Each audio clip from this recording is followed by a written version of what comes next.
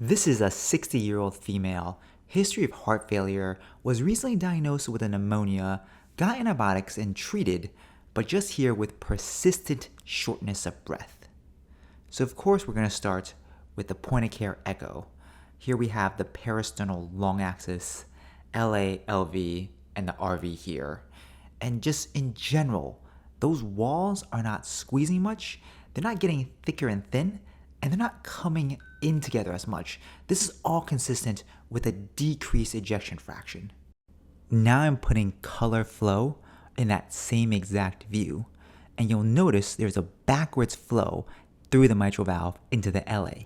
And here in slow motion, if you look, when the aortic valves open, we're in systole.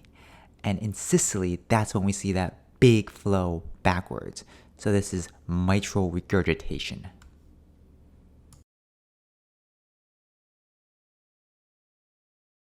Next, I turn my probe 90 degrees to the parasternal short axis. Here we're looking at the LV, very much the same decreased squeeze, decreased EF. And finally, the IVC.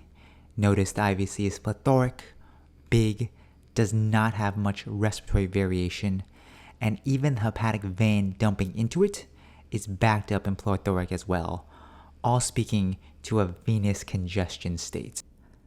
Next, I'm going to her thorax and the posterior inferior aspect, looking for any signs of a pneumonia that's still lingering.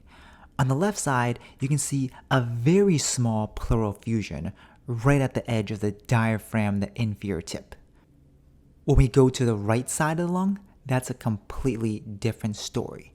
Notice from the diaphragm up, we see a huge pocket of a pleural effusion.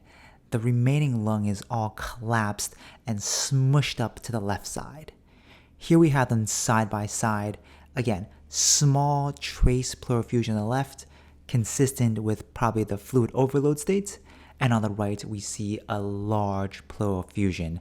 And in the context of a recent pneumonia, I'm very concerned for a parapneumonic effusion here.